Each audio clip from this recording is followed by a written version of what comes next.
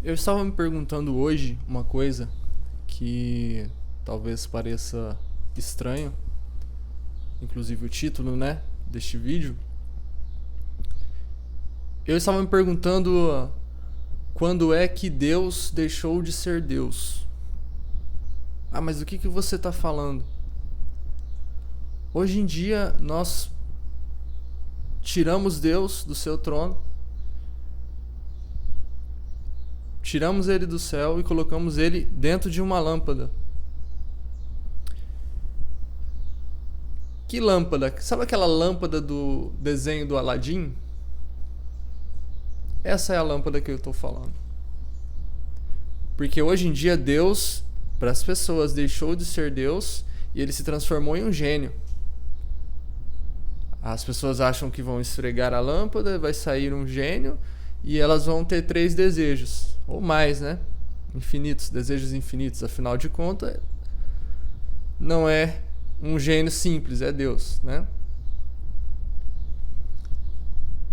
Todas as vezes que nós vemos pessoas de sucesso na história bíblica, na história teológica, existe um chamado da parte de Deus e existe uma aceitação da parte dos homens. Mas hoje em dia é diferente. Hoje em dia nós sabemos com quem nós estamos falando. Na primeira aparição do Êxodo, do Deus de Israel, ele aparece em uma sarça ardente, em um mato pegando fogo, e ele chama por Moisés. E Moisés, sem entender aquilo, fala: quem que é você? Não te conheço. E ele fala: eu sou o Deus dos seus pais. E eu quero que você tire o meu povo do Egito. Então existe um pedido da parte de Deus para Moisés.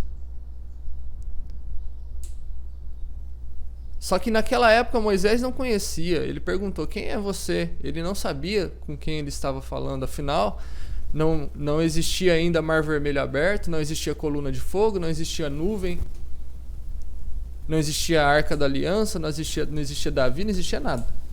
A única coisa que existia era um impossível que estava se manifestando aos olhos de Moisés ali.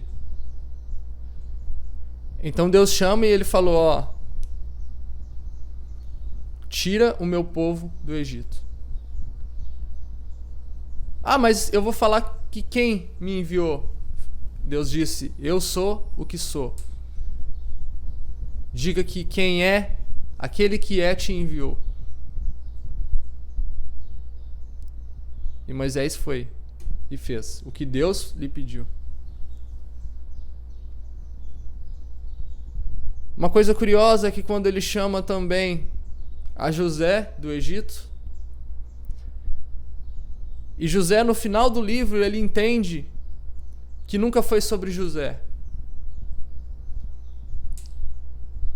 Nunca foi sobre ele, nunca é sobre você, nunca é sobre mim. E José no final do seu livro ele diz assim: ó, Deus me trouxe aqui e me colocou nessa posição de governância para que o povo não morresse de fome. Deus libertou, tirou Moisés da sua terra, do conforto do seu casamento, do conforto da vida simples com o seu sogro, e levou para o Egito por causa do povo, para que o povo não sofresse mais. Deus tirou Moisés da casa do seu pai, da riqueza, do luxo, e levou para uma miséria, para o fundo de um poço, e depois o colocou sobre governante de todos, para que o povo não morresse de fome. Deus enviou seu filho Jesus para que salvasse a humanidade. Nunca é sobre você, nunca é sobre mim, nunca é sobre o eu, mas sempre é sobre o todos. sempre é o coletivo. E nós ouvimos falar que boas obras não traz salvação. O que traz salvação é uma vida com Deus, uma vida na igreja. Que igreja? Que salvação? O que é salvação? Existe salvação sem obras? É claro que não existe relacionamento com Deus se não houver Deus na sua vida. Mas existe um texto que me recordo que diz que o Pai é a videira, Jesus é a videira, nós somos os ramos e nós damos frutos. E a Bíblia diz que aquele ramo que não produz fruto, ele é cortado e ele é atirado no fogo. Mas aquele que produz, ele é podado para que produza mais. Nunca é sobre você, nunca é sobre mim, é sempre sobre todos, é sempre sobre o coletivo. Deus, ele sempre olha o coletivo. É por isso que todos os mandamentos se relacionam ao próximo, é por isso que tudo se relaciona a amar, é por isso que tudo se relaciona a fazer o bem para as pessoas. Se você se julga uma pessoa de Deus, vamos pôr assim, não vou falar crente, não vou falar católico, não vou falar espírita, não vou falar nada. Se você se julga uma pessoa de Deus e você não tem amor no seu próximo e você não faz nada pelo coletivo, você é nada. E o amor de Deus não está em você e você não está em Deus e Deus com certeza não está em você. Porque quando Deus está em mim, quando Deus está em nós, existe um chamado da parte dele para nós. E hoje em dia, nós queremos chamar Deus toda hora, invocar Deus como se fosse um espírito de alguma coisa que você invoca e realiza os seus pedidos. Quantas vezes você chegou para Deus e falou: Senhor, do que você precisa? Eu estou aqui, eis-me aqui, usa a mim. Quantas vezes você falou isso para Deus? Não, Senhor, eu preciso de um carro. Senhor, eu preciso de uma casa. Senhor, eu preciso de dinheiro. Senhor, eu preciso de uma cura.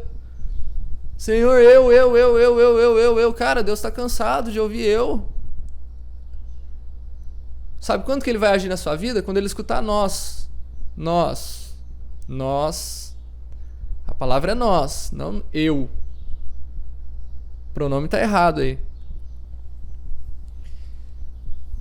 E o que as pessoas não entendem é que todas as vezes que nós nos encaixamos em um projeto de Deus, nós nos encaixamos em algo grande. E todo mundo hoje em dia quer viver algo grande. Eu quero ser Alexandre o Grande, né? Não quero ser Alexandre o Pequeno, Alexandre o Médio. Olha que porcaria. Alexandre o Médio. Eu quero ser Alexandre o Grande. Eu quero fazer a diferença, né? Eu quero ser a diferença no mundo. Mas para ser a diferença no mundo, para fazer a diferença no mundo, você tem que pensar no coletivo. Deus sempre chamou homens por causa do coletivo. Deus sempre chamou a poucos por causa do muito. Nunca foi sobre você, nunca foi sobre mim. Sempre foi sobre todos. Pensa nisso, reflete nisso. E busca viver aquilo que nós chamamos de empatia. Empatia é quando você se coloca no lugar do outro. É quando você sente a dor do outro, é quando você sofre a dor do outro, é quando você sorri a felicidade do outro. Isso é empatia. Isso é Deus na vida da pessoa. O que passar disso daí é balela, é conversa fiada. Certo?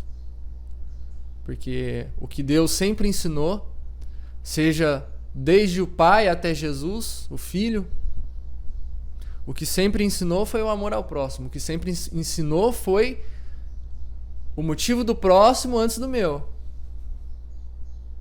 Mas não é o próximo, não é eu, não é um. São todos. A partir do momento que nós entendermos que o coletivo é o mais importante, nós seremos Deus em nossa vida. E a nossa vida será diferente. A partir do momento que nós nos encaixarmos no projeto de Deus, nós viveremos grandes coisas. Moisés, ele tinha uma vida pacata, sim. Davi, ele tinha uma vida tranquila.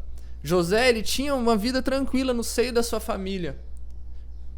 E de repente Deus os tira daquela condição de comodidade e os coloca numa treta.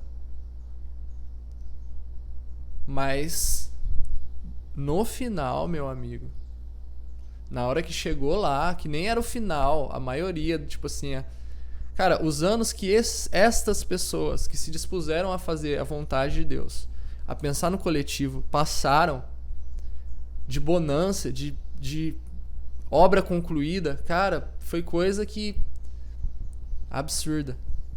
Deus, ele recompensa muito aquele que trabalha pra ele, mas aquele que trabalha pra ele, não aquele que fica pedindo pra ele todo dia, enchendo o saco dele.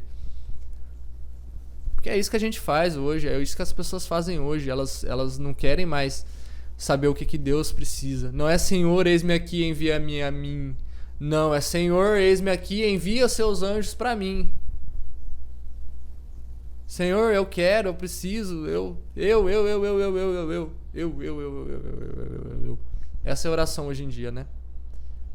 É o que Salomão dizia. E olha que a Bíblia fala que não existiu e nem existirá homem mais sábio do que Salomão. Nem na época dele, nem depois dele. E Salomão, ele falava, tudo é vaidade. Tudo, tudo. Tudo que o ser humano faz é vaidade. Como assim? Quando eu dou um presente pra minha esposa, eu tô esperando algo de volta. Quando eu dou um estudo pro meu filho, eu tô esperando algo de volta. Tudo se reflete a mim, por mim e para mim. Que nós venhamos a mudar o nosso pensamento e a nossa condição, para que Deus venha a fazer uma obra em nossas vidas, nos tirar da mediocridade e nos levar para caminhos mais altos. Fiquem com Deus e um abraço a todos.